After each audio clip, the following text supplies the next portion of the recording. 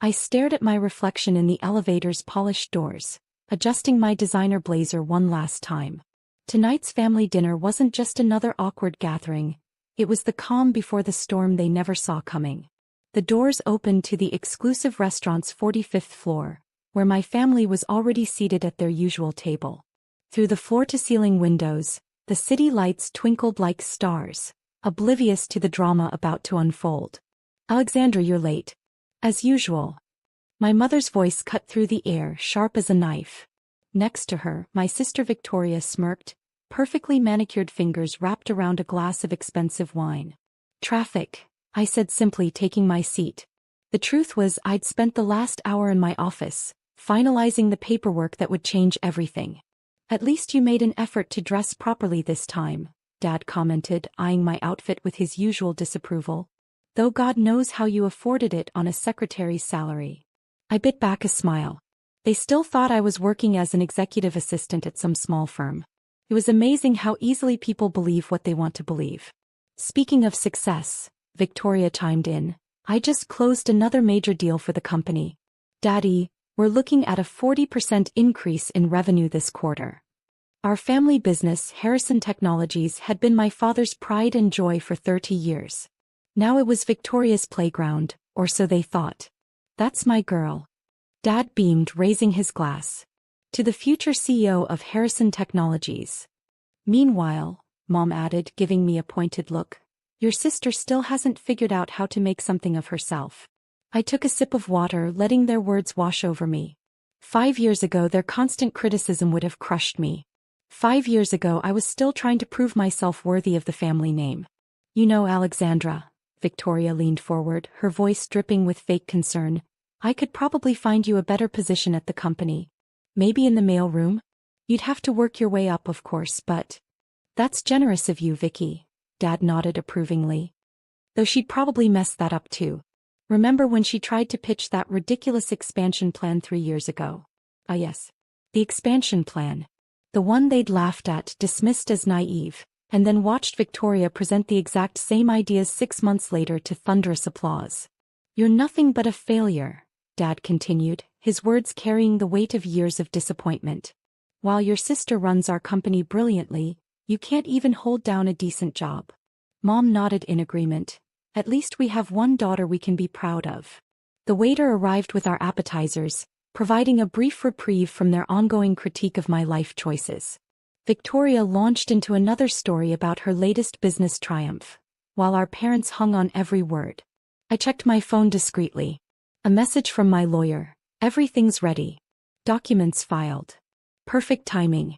"Actually," I said, reaching into my bag, "I wanted to discuss something about the company." Victoria rolled her eyes. "Please don't tell me you're pitching another one of your amateur ideas." I pulled out a thick envelope and placed it on the table. "No, Vicky. I'm here to discuss the acquisition." "Acquisition?" Dad frowned. "What acquisition?" "The one that was finalized an hour ago." I slid the papers toward them. "You should really read the fine print of those investment offers you've been accepting for the past 2 years." Victoria grabbed the documents, her face growing paler with each page she turned. Mom leaned over her shoulder, confusion turning to horror as she read. This can't be right," Victoria stammered. But it was. Every perfectly legal detail laid out in black and white. For the past 2 years, I'd been quietly buying shares through my holding company Phoenix Enterprises. The same company that now owned 51% of Harrison Technologies. "You." Dad's voice was barely a whisper. "You're the CEO of Phoenix Enterprises?" I smiled, savoring the moment I'd worked 5 years for. "About that company you think Victoria runs so brilliantly." The silence that fell over our table was deafening. Victoria's perfectly manicured nails crumpled the acquisition papers as her hands trembled. Mom's wine glass remained frozen halfway to her lips, while Dad's face had turned an alarming shade of red. "This is impossible," he finally sputtered. "Phoenix Enterprises. That's a multi-billion-dollar company. They've been buying up tech firms across 3 continents." I took another sip of water, enjoying their confusion. "Remember when I left after you rejected my expansion plan? When Victoria conveniently presented the same ideas 6 months later? That was my work." Victoria snapped, but her voice wavered slightly. Was it? I raised an eyebrow. Or did Johnson from R&D hand you those reports? The same Johnson who's been feeding you brilliant ideas for the past 3 years. Victoria's face paled further. Johnson had been my inside connection, carefully placed to monitor the company's operations while feeding Victoria exactly what she wanted, a chance to look successful. Johnson works for you, she whispered. Half your executive team works for me, Vicky. Did you really think you were coming up with all those innovative strategies on your own? Mom found her voice, though it shook with anger. You've been spying on us? Your own family? No, Mother. I've been protecting my investment. The same way you've been protecting the family legacy by giving everything to Victoria. I pulled out another document from my bag. Speaking of legacy, let's talk about the Morton contract Victoria's so proud of closing last week. Dad grabbed the paper, his eyes widening as he read. This shows the deal's actually losing us money. But Victoria said what her assistant told her to say. I cut in. She never actually reads the fine print, does she? Too busy taking credit for other people's work. Victoria stood up abruptly, her chair scraping against the floor. Several heads turned our way, but she didn't notice. You're lying. All of this is just some elaborate trick. Check your phone, I said calmly. The press release should be going out right now. As if on cue, all their phones began buzzing with notifications. Headlines flashed across screens. Phoenix Enterprises acquires Harrison Technologies. Tech World's rising star expands portfolio. Alexandra Harrison, the silent giant behind Phoenix Enterprises. 5 years, I continued, my voice steady. 5 years of building something from nothing. No family connections, no inherited wealth, just pure hard work. The kind you never thought I was capable of. Why? Dad's voice was hoarse. Why do this? Because you never gave me a chance. You handed everything to Victoria without question. When I tried to earn my place, you mocked me, dismissed me, called me worthless. I stood up, smoothing my blazer. The board meeting is tomorrow at 9 a.m. I expect all financial records to be ready for review. And Victoria. I turned to my sister, who had sunk back into her chair looking shell-shocked. Clear out your office by noon. Johnson will be taking over as COO. You can't do this, Mom protested weakly. We're family. Family. I laughed softly. You lost the right to play that card years ago. Now if you'll excuse me, I have an empire to run. I turned to leave but paused. Oh, and Dad, remember what you said about my blazer? You're right, it was expensive. But when you own one of the fastest-growing tech companies in the world, you can afford the best. As I walked toward the elevator, I could feel their stares burning into my back. But for the first time in my life, their opinion didn't matter. I had built something they thought impossible, achieved success they couldn't imagine, and now they worked for me. The elevator doors opened and I stepped in, catching one last glimpse of their shocked faces before the doors closed. My phone buzzed, another message from my lawyer. Board members notified. Everything proceeding as planned. I smiled. This was just the beginning. The next morning I arrived at Harrison Technologies, my company now, at precisely 8:30 a.m. The lobby buzzed with nervous energy as employees whispered among themselves, stealing glances my way. News travels fast in the corporate world. My heels clicked against the marble floor as I walked to what used to be Victoria's office. Through the glass walls, I could see her frantically shoving items into boxes, her perfect hair now disheveled, her designer dress wrinkled. Need help? I asked, leaning against the doorframe. She whirled around, mascara smeared under her eyes. Come to gloat. Actually, I came to give you this. I handed her an envelope. She opened it, confusion crossing her face. A job offer? Entry-level position at Phoenix's development department.